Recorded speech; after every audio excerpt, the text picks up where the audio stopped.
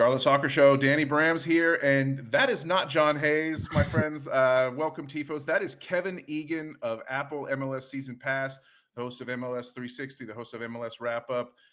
One of the greatest voices in American soccer, but he's not American. He's an Irishman. And Kevin, welcome to Charlotte Soccer Show. Welcome back for your second appearance. We appreciate it. Cheers, Danny. What a great time to be talking Charlotte. And I am very much American, by the way. Mom from Chicago, dad is from Ireland. So 50-50, half the family in the United States. My bad. That dual citizenship may come in handy here in the next few years. It always does. It always does. I've got my Summit coffee and I'm ready to go. So let's get into it. I'm really excited to talk about Charlotte FC, upcoming matchup this weekend. But obviously we got to start, Kevin, with what you're doing with Apple MLS Season Pass. And I mentioned the shows you host. I told you in our as we were getting ready to record here that I consider MLS wrap-up appointment viewing. If I go to a Charlotte FC match, then I'll probably catch it the next morning, see everything else that happened in the league. If I'm watching the Charlotte FC on the road while I'm here at my house, if I'm watching on Apple TV, before I go to bed, I got to catch the wrap-up, see what happens. Because there's been a lot of surprises in this league as the season's getting started. Tell us about what you love about hosting that show now for the second straight year. First and foremost, thank you for the kind words. That means so much that you consider it appointment viewing. We hope that with the discussions we're having, breaking down all the highlights, obviously, as well, that people will look at it and say, that's something I want to keep in touch with each and every week. Maybe it's a Sunday night live, maybe it's a Monday afternoon. It's the show record for us for the week. So if you want to catch it on a Thursday before the following week's action to get a little refresh, perfect, go and do so. The thing I love about it the most, all right, let's see. Order of priority here. Number one, my colleagues. Hands down, Bradley, Wright Phillips, Sasha Klesch, and Dax McCarty on Wrap Up are a joy. Kalen Kyle as well on 360. We are like family. We're like family in the sense that we could fight like cats and dogs and also laugh and hug it out and have fun. We have a great time together. Then I love the league right now. I just love everything about Major League Soccer. I've been part of broadcasts in MLS since 2012. Actually, funny story for you. My first ever MLS broadcast was in Charlotte. There's one for you. Do tell. 2012. Why would I have had an MLS broadcast in Charlotte? Well, here's the thing. It was Montreal's inaugural match in the league. Their home opener, the Olympic Stadium. Jesse Marsh was the coach of Montreal, taking on the Chicago Fire. But we didn't have, whether it was the budget or whatever, for whatever reason, we broadcast the Chicago game, the Chicago broadcast from the NASCAR studios in Charlotte. Amazing. I'm not sure why. I'm still not sure why, but I remember it was St. Patrick's Day of 2012, and it was a 1-1 draw in Montreal, but it was my first taste of Charlotte, and loved it. So listen, 360 and Wrap Up for me, it's such an honor to be doing those shows each and every week, and I couldn't love it anymore. I love it. And we're going to play. Speaking of Jesse Marsh, I got a clip to play of him in just a second. So we'll give that a little teaser. I did go digging through your social media a little bit, and I found this photo. Yeah. Will resonate with some Charlotte fans. You can see Lloyd Sam there on screen left. And looks like you and some of the 360 crew were in North London over the off season. You went to Tottenham Arsenal. Tell us about that. Yeah, it was a great trip. Myself, Brad, and Sash. First of all, we jumped over to Dublin, Ireland, where I'm from. We stayed with my mom and dad.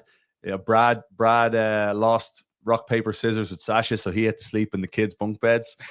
And Sasha got the spare room. I was up in the attic, and we had such a ball in Dublin. We got a tour of Croke Park, a private tour. We were out kicking a football on the field and pucking a slitter on Croke Park, which is a legendary Irish stadium. Then we went to Brussels, over to Belgium, where Sasha Klesch, by the way, is a legend in Brussels. You can't walk 5 yards without a local run up saying, Sasha, please, photo, Sasha. And Brad and I, we loved seeing that, because when Sasha goes to Yankee Stadium, or he goes to Red Bull Arena, or he goes to LA Galaxy, he's booed everywhere he goes. They love to boo him.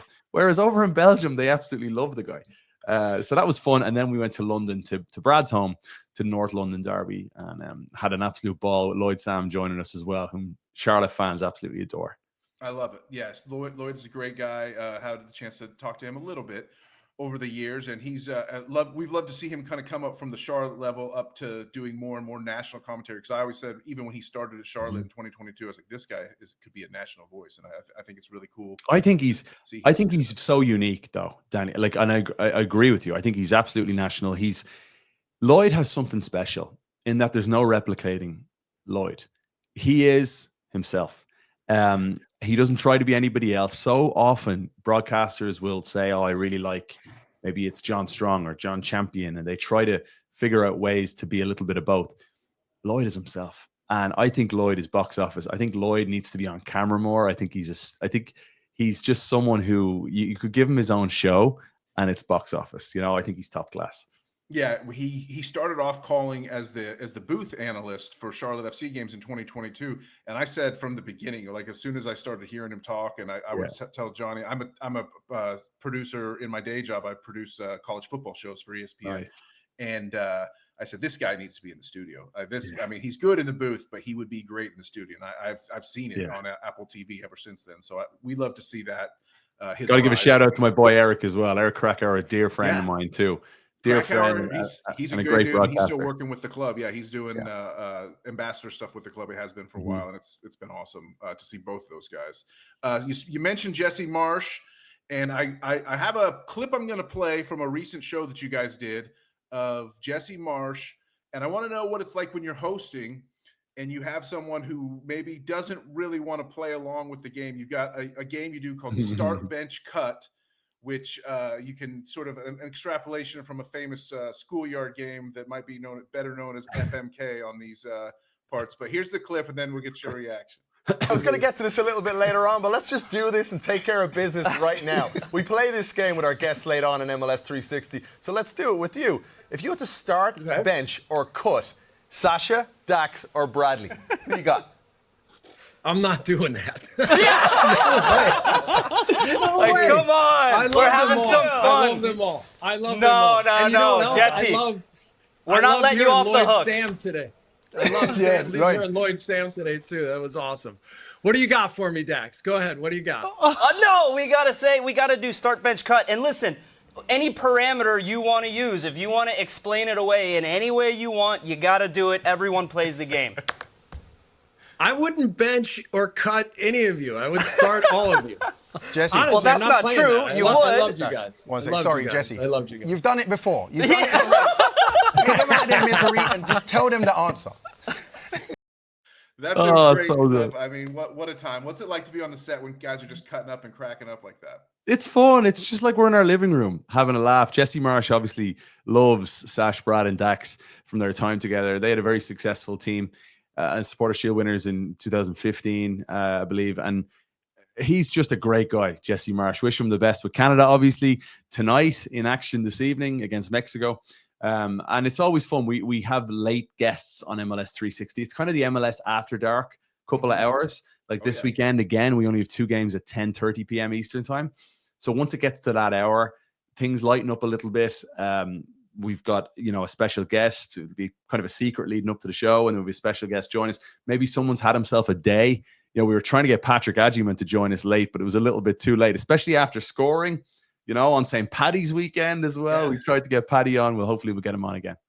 Yeah, I mean, call Pat. That's what we say around here. Yeah. When you need a goal, call Pat. So I'm surprised. I'm gonna have to talk to my people in the Charlotte office and say when MLS 360 comes calling for Pat, you guys you can answer the call for sure. But I love that clip. I do think it's interesting. You got the there's a lot of Red Bull. There's a Red Bull heavy flavor to that desk, and I mean, I guess that kind of is nice because it helps with the chemistry. But Red Bulls are a team. I don't know if you know this, but everyone else in the league freaking hates the New York. Maybe Red that's Bulls why these guys are getting booed everywhere they go. But here's the thing. I mean, come on, like these guys have played.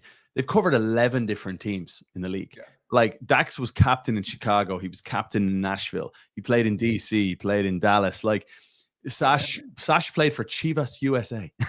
Sash played for the Galaxy. He played for Orlando. Bradley played with LAFC in Columbus. So I think it's great when you have a game like El Tráfico, and we've got guys that played for the Galaxy and LAFC, but they're both somehow associated with the Red Bulls. Maybe it's just because they did have a very good team together. If they were on a really poor team, no one's going to remember that. If they all played together on, let me pick a team that one of them were on, like Sash never did anything with Orlando. Okay. I don't even know if he made the playoffs with Orlando. I don't think he did. So let's say they were all on Orlando together. I don't think people would be bringing it up. I really don't. If they all spent a year together at Orlando, they were 2 years together total. But they covered 11 teams in the league. And then beyond. You know, Bradley's had a good career. He played in the Premier League. Sash had 3 straight titles with Anderlecht and played in the Champions League. So it's just funny how people gravitate toward that. That's okay. Yeah, well, there's just something about those Red Bulls, man. Yeah. There's something about those Red Bulls that people love to hate. The last thing before we get into some Charlotte FC talk, I would love to hear your thoughts on the expansion of MLS windows across the Apple product. I think that's something that fans were calling for a lot. When the first year of Apple hit, and even in the second year, it was kind of well, this is great to have a one-stop shop, but everything's jammed into 7:30 Eastern, and it's if I go to a match, then I really can't watch any other matches. Now I think Apple's done a good job of responding to that, as far as there's more early games on Saturday. There's the Sunday afternoon games, and then there's the special Sunday night soccer window that's even in front of the paywall that allows people to come in. Yeah. How has that been, seeing more broadcast windows for MLS? It's been beautifully received from within too. I mean, and this comes from the host of MLS 360, and selfishly, I want as many games on in the 360 window as possible. But as a fan of the beautiful game, I want to be able to sit on my couch if I can and watch a game if it's midweek, for example, and if I'm at home and studio's not needed. Or, you know, if there's a Sunday afternoon game and I'm not in yet, I'll get together with maybe a Bradley and we'll watch the game together in the hotel before we head in. I think we need those windows. As fans, you don't want to go to the Charlotte game and miss the majority of the action, 90% of it. You want something to look forward to on your couch on a Sunday evening. And Sunday night soccer is that. I thought the Atlanta-Miami game last week had a real blockbuster feel to it, with the greatest of all time playing, Atlanta with their $50 million attack. There was an awful lot to be said for it. The revenge mission from Messi in Miami after they were sent packing by Atlanta in the playoffs. There was a lot to it. This weekend, Austin is Sunday night soccer as they welcome newcomers San Diego, who are unbeaten so far. Austin have a $30 million attack that needs to click soon. So I think that's going to be an intriguing game too. And like you say, I just think it's welcome. The more windows, it's not the more windows, the better. I think there's a right balance to it all, because I do think there is great value in 360 for a fan that doesn't necessarily follow every single storyline. You can tune into MLS 360, and it's my job to make sure that when you watch that, you come away thinking, okay, I could go meet up with friends and talk about the league in an educated way and understand what's going on in Cincinnati, or understand what's going on with LAFC. And it's a lot of fun, man, to put these games together, but then have those other windows on a Saturday afternoon. Like, we've got Atlanta taking on Cincinnati, I think, at TQL this Saturday afternoon, and then the Sunday games too. Well played to Apple and Major League Soccer. I think they've struck a really nice balance so far. Yeah, the way I always said is I love the concept behind 360, and I like to watch 360 as well. I think at first it was trying too hard to be like an NFL red zone channel, where there's a lot of things, and NFL is a sport where there's event based, things are happening. There's first downs, there's touchdowns. Yeah. Whereas with football, you want to watch a little bit more of an extended sort of series of possession and flow and things like that. So I think you can get by with a wraparound show like 360 with fewer games, because you want to take longer looks. Whereas with NFL, it's like, we're going to check in here. You don't need to move quite so quick with 360, and you let it develop and breathe. That's a really interesting point you make. I never really thought about it like that. Certainly, I had compared it to the NFL, and you're right. There's downs that you say, all right, we got to go there, but we've got a few seconds to get there. We're not in a huge big rush. Whereas I could be talking about something on one game, and my producer will get in my ear and say, quickly, get to Dallas. Lucho Acosta has a free kick on the edge of the area. We want to go there live. And it's a lot of fun bouncing between games. And, the suspense of someone, like, I have to cut them off. It's what I do. I don't necessarily like cutting them off, saying, Brad, I love you, but we got to go. But there's a lot to be said for that, because we do want to keep up with the action as well. And one change we made this year, which we listened to the fans on whether it's social media, message boards, there was a big debate over whether we should do a goal alert or whether we should do like a key play alert, which we're doing now. So we're not necessarily telling you there's been a goal. It could be a red card. It could be a striker hits the post. It could be a goal. But when it's a key play alert, it's something of significance, and you need to watch it. Yeah, and I think that's a great change. I think it helps build the suspense for sure, because I'm more likely to go if I hear that there's a goal. I obviously want to see a goal, but if you tell me it's a key play, I'm like, then I'm even more intrigued. I'm more curious. So that's interesting. Okay, I like it. Love all the changes. Love the growth. I think next time you're in one of those meetings, say, hey, how about a Friday night window also? Just for those of us who are, maybe a little older, don't have quite the social life that we used to going out every Friday night. It'd be nice to have a Friday night MLS game. So, okay, all right. Just a thought. Bring it back. But let's get into Charlotte FC now, because the crown is looking better than ever. We're very happy here in Charlotte with everything that we've been seeing from this team. Dean Smith is we say Dino's at the wheel. I'll pop up this. This is my favorite graphic that I always like to use on the show. Dino's at the wheel. This is from preseason last year out in Coachella. That epic, iconic look, and we always show that. But maybe even better than the Dino's at the wheel graphic right now is this Eastern table graphic that shows Charlotte FC in the top 4. And but for a lost opportunity at Miami playing against 10 men for 45 minutes, if we could have pulled that win off, we'd be sitting at the top, or even with the point of the draw, we'd be sitting tied for second. So what do you like? What have you seen from Charlotte FC this year? So coming into the season, I felt that Charlotte would be a top 4 team in the East, maybe even a top 4 team in the Supporter Shield. Here's the thing, though. I didn't think we'd see this after 4 games, because Charlotte started the season tougher than anyone else. Yeah. To have to go make a trip to Seattle, make a trip to Miami, and then welcome Atlanta and Cincinnati.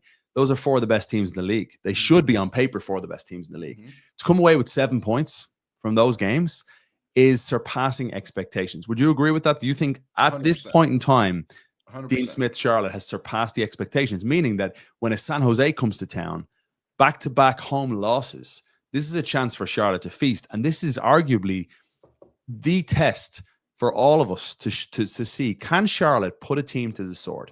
Can they really devour a team? Can they show a ruthless streak that will make us believe that this team can become a champion? And I think it's really important that Charlotte go out there this weekend and make a statement, even though, look, it's difficult. It's not an easy week. International break. MLS is playing, and Ajiman and Tim Ream are away. But it's a big-time chance. San Jose are missing key pieces as well, like a Joseph Martinez. So it's just a chance for Charlotte to go out there and do their best to absolutely get 3 points, but do it in a way that's going to make the rest of the league go, wow, the Crown are here to stay. Yeah, we talk about the impact that Dean Smith has had. Bruce Arena, obviously an MLS legend, has had a similar impact. They do have the 2 straight home losses, which makes them look a little wounded coming in, and they have to fly across the country. It's the first ever meeting between these 2 clubs. They did play in preseason last year in Coachella, I believe. And it is going to be tough without Ajiman. It's going to be tough without Tim Ream, just because Ajiman, there's depth up front for Charlotte. I think Idan Toklamadi, the young Israeli striker, winger combo player, he's looked great in all his as subbing in. He's been playing about 20-25 minutes a match through these first 4, and he's had some chances, had a header that could have scored against Cincinnati. He had one off the post against Miami that should have equalized, but he beat the keeper but couldn't beat the post. He had the last touch on the ball that led to the Yamar own goal against Seattle that earned a point in stoppage time. So Toklamadi, I think, can fill in for Ajiman. I'm a little more worried about who will fill in at left back for Tim Ream. There's a new signing from the Belgian league, Suleiman Doumbia, who should be ready. We don't know. I'm going to have to check in. Dean Smith gives a press conference later today that I'm sure he will be asked about availability. So we'll know a little bit more there. But yeah, I think you're exactly right. San Jose, if I call up the West table here just to see where San Jose, that's probably higher than some expected them to be after 4 matches. So, well, I mean, they had the worst defense in the league last year. They conceded 78 goals in Major League Soccer, worst defense of all time. 31 points, I believe. So they will be probably 20 to 25 points a better team this year, I would guess. Bruce Arena is going to be a success. He has gone there and he's convinced ownership to spend and to recruit the right players. It's just going to be a tough time for them. I think they're going through a little bit of a teething phase right now with Bruce and making sure that they're all aware of what he wants and what he demands from them. It's a chance for Charlotte to go out and make a statement. The one thing I'll say on Charlotte is, as high as I've been on them, I've found it a bit of a relief, if I'm a Crown fan, to see how they created chances against Cincinnati. Because you think of the Miami game. You're up a man for 60 minutes of football, right? Starry gets sent off in the 38th minute. Yeah. And then you don't create a shot on target in that time. That's not good enough. But then you see a play like this. You see the goal against Cincinnati. Malanda, Pep Biel, Agyman. It's a beautiful move that's only going to inspire confidence about how this team is going to play. And I did say to the guys on 360, I posed a question that when the opposition teams double up on Wilfried Zaha, it's got to be, a case of, all right, guys, Pep Biel, Leila Bada, you guys have to produce now. Paddy Agyman, you got to take up more space up there, run the channels, draw more attention, and take some pressure off Wilfried Zaha. And I think this front four has the potential to be a serious unit and one of the best in the league. This is just such a good goal from Patrick Agyman. A tremendous goal. Charlotte could have easily gone out and spent on a DP9, but Dean Smith said, I've got the confidence with Agyman. And I always think, like, back through the years of Dean Smith at Brentford and at Aston Villa and different teams, he always led with a strong number 9. Tammy Abraham, Ollie Watkins, Last Vibe back in the day. Like, he's got his style of soccer. And as we look ahead to this weekend, you think about Bruce Arena and Dean Smith, two guys that are probably, I would say, two of the best man managers in the league, right? In terms of like getting the best out of their human beings that are part of the group. And maybe they don't get enough credit for the tactics, because when I ask about Bruce Arena, the guys that played for him go, I don't even know what his secret sauce is. Dak said this on Wrap Up recently. He said, I don't even know what it is. He just finds a way to get the best out of people. But Sir Alex Ferguson was similar. Very simple formation, 4-4-2, but found the best way to connect with his players. Dean Smith and Bruce Arena, and certainly Sir Alex Ferguson, are much better tacticians than they get credit for. Carlo Ancelotti the same way. People say, well, he's not a tactical genius. Stop it. You're embarrassing yourself saying things like that. Carlo Ancelotti, just because he's such a great man manager, shouldn't take away from his tactical nous that you clearly see in games. And Dean Smith is so savvy tactically. I think he's one of these coaches that if you could sign him, and we're seeing of a new contract now for Dean Smith, but if you could sign him for another 10 years, you do the deal now, because he's the type of guy who you build around. You think of other sports like, Krzyzewski or Bob Knight, you think of great American coaches in time.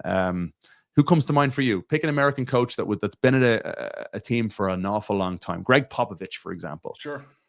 Dean Smith could be that guy with Charlotte. Mike Tomlin in Pittsburgh Steelers, Yeah. There's no reason why you should chop and change every few years. And Charlotte have been so used to change since the beginning. Now I'm sure for you guys, it's such a relief to have such a good coach and such a good person at the helm of the club. Yeah, the stability is great. I'm a huge fan of Dino. I'll call this one up also because I love it.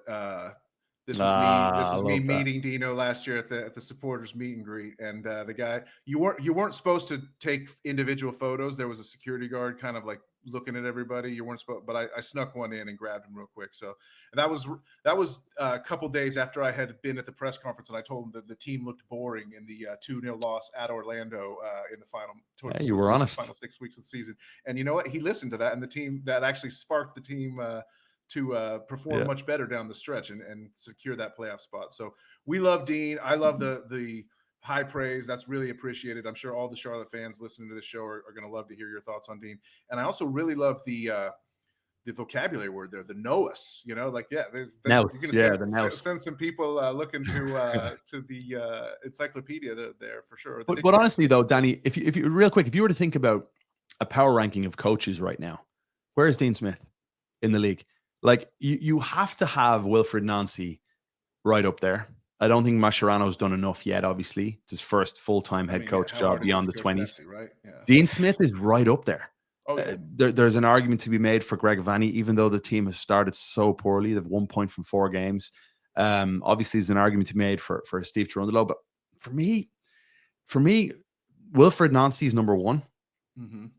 And after that, I think it's probably... You could certainly make the argument for Bruce Arena as well. I think that this meeting this weekend between Dean Smith and Bruce Arena is a meeting of two of the best coaches in the league. Yeah. What just on that topic, what do you think about what's going on in Vancouver with Jesper Sorensen? They've outstanding, really nice. Just really quickly on this, because I need to jump on a soapbox for a second. Everybody should be talking about Vancouver. This team does not get enough credit. 4 games, 4 wins, as you can see here, +7. But here's the thing. That graphic that you've just shown me here, Danny, doesn't tell you that they just went to Monterrey and they knocked out Rayados in their backyard. Monterrey side with Yeah, Sergio Ramos is a little bit older, but Sergio Canales, Oliver Torres, Ocampos, the Argentine international, and then they've got Bertarame leading the line. They went there without Ryan Gaul, with Brian White on the bench. What they're doing right now under Jesper Sorensen is next level. And this comes at a time where there's rumors of the team being sold and that brand new head coach. They don't bring in any blockbuster signings. I'm just blown away by what they're doing right now. In terms of surpassing expectations, there's a great conversation around who is number one, and I think it's Vancouver or San Diego. But then who has the greatest sticking power to be there or thereabouts at the end of the year? And that's when Charlotte come into that conversation for me, because I think Charlotte have surpassed expectations thus far. Charlotte, for me, have the greatest sticking power to be in the top 4 in the East when it's all said and done. I think they will. Well, that's a clip that we will definitely be coming back to, and you know your audience well, Kevin. So thank you. I appreciate that for sure, and I am impressed by what Jesper and everyone's doing in Vancouver. Brian White, he started on the bench, came in and scored off the bench against Monterrey to help them get that advancement. But I'll take Dean Smith, and I think most of the TIFOs listening to this show will definitely take Dean Smith. So very cool stuff. If you got a couple more minutes, I got a couple more topics for you. I just want to talk Messi briefly because he is the GOAT, and because in your preseason picks, you picked him to be the league MVP. What do we think of him? He's played sparingly. He scored a nice goal in Atlanta, but then looks like he popped something here on this play, and he's going to miss some time. He's not being available for Argentina in this international window. Where are we at with Messi in 2025? It's where are we at with Messi? I'm watching that game thinking he's still the best player in the world. I'm blown away every single time I see it. He's 38 in June. It's a slight adductor injury from what I understand with Messi, and he'll miss some time. Hopefully he's back soon. I know, like, people looking at the schedule for Miami, like Chicago fans, he's yet to play in Chicago against the Fire. So Fire fans are hoping that he will play and he'll be back fit and healthy for that. What he's doing is just unbelievable. And what I love the most, if I'm honest here, is when I watch Mascherano on the line and I see Messi and Suarez and Alba and Busquets, they care more than ever. Like, it's like right now, they're losing their mind at times at referee decisions or at a teammate or at an opponent. It's not like they're sauntering through the motions and they don't care. And we can see that through their body language. We've been there with superstars in the past. We've been there with massive names where you're looking at them thinking, don't really see it. Pirlo was a classic example. Watching him on the field thinking, and I love Pirlo. Absolutely love him. I've got his book up here somewhere. Pirlo is one of my favorites. And I was so disappointed when I saw him in the league. Steven Gerrard, another one. Yes. And they found MLS really difficult to adjust to. And they were very open and honest about it. And they were criticized for, I remember Steven Gerrard said, it's just when you get here that you truly feel the exhaustion of the travel, whether it's the altitude or the snow or the heat. You know, there's an awful lot of factors in MLS. And people said, well, you were supposed to know all that. But there's one thing knowing it, and there's another thing experiencing it. Like anything we do in life for a very first time, you don't know it until you experience it. And Messi's come here, and yes, he'll have some rest, as he should. I'm one of the first people to be like, stop. People that criticize him over this, there's other teams will rest players, especially when they're nearly 38 years of age. This isn't young. It's just that Messi and Ronaldo have normalized this. Ronaldo's 40 years of age and still banging in the goals, and he's currently with Portugal for an international game. It's absurd, but they've normalized the extraordinary. And I think Messi's performances here worthy of MVP in 2024. And I think he'll do it all again in 25. And he's going to round the corner toward another World Cup here in the United States, Mexico, and Canada with La Albiceleste. And I can't wait to see it. Yeah, I think it's easy to take for granted, but as football fans, we're lucky to have lived in the era of Messi and even Ronaldo, who I'm not a huge fan of, but I get what you're saying. He's 38 in June. 38. Like this business. Oh, Messi's not playing today. I'm like, he's 38. You know, I'm 39, and I just got back from the gym and I'm in bits. Like you got to give him at some stage. You got to give him a little bit of a break. Suarez, I guarantee you, will get some time off soon. You know, it's just one of these situations. Maybe they're going to try and bring in another striker. I think their only backup right now is Leo Afonso. And while their depth is great, I think they do need a little bit of help up front. But these guys, what they're doing in Miami, right? They've brought a competitive edge to that team that's getting the best out of the Noah Allens and the Yannick Brights in that team. It's been really, really cool to see. And I think Miami could actually break the record that they set last year of 74 points. On that note, what do you think of Zaha's adjustment to MLS? He's come over and looked really good through 3 matches. He traveled he's got the newborn baby back in England, so he traveled to England like right after the game. I believe he's back in training now at the end of this week. He should be available for Saturday by all reports. That could change after we tape this, but as of now, we're expecting him available for San Jose. What have you seen from Zaha real quick? I think he's got great fashion sense and great personality. I honestly, he did an interview on Countdown, and I think some people would view that and go, "Oh, wow, he's a little bit subdued, isn't he?" I thought it was box office. I loved every second of it. And then he had fun with Bradley about Brad's rap against Yannick Bolasie back in the day. Bolassie's one of Wilfried Zaha's best friends, and I thought he was a great personality on that show. Then you look at him on the field, and he's as competitive as ever. And I think he's going to be, and he already is, a firm fan favorite. But we've yet to see anything close to the best out of Wilfried Zaha, because he is some player. Like, what a coup to get a player of his level at 32 years of age is a phenomenal achievement, and it doesn't happen without Dean Smith. It just doesn't. That Dean Smith connection, to be able to have a chat, the level of familiarity and understanding of, say, the Premier League, and I've come here to America, and here's what I want from you, and here's what you're going to get in return. It says an awful lot. When you have a coach that can recruit like that, it makes a massive difference. And I think he's only going to make the players around him better. Think of what he's going to do for some of the younger guys as well. It's going to be great. I'm excited, and he's easily top 5, if not top 3 must-see players in MLS. Yeah, he's already made an impact in terms of like being not afraid to yell at the teammates. He said he called it having a go, constructive criticism, but shouting it. You know, he's already had a couple good sound bites, and I totally agree. I think he is a little subdued, but when you notice him when he talks to press, it could be just media training that he's had coming up in the game, but he's very thoughtful. He doesn't just give a off the pop answer. He takes a question that's given to him and he thinks about it, and then he answers it very thoughtfully. And I really, but isn't that great? As someone in the media, Danny, isn't that great when you ask someone a question and they take a moment and pause? It shows a level of intelligence that you're not getting the media trained regurgitated answer. Right. You're getting something a little bit more methodical. And I would rather take that pause and maybe his form and style of answer any day over, some media trained robot who's going to churn out the same answers over and over again.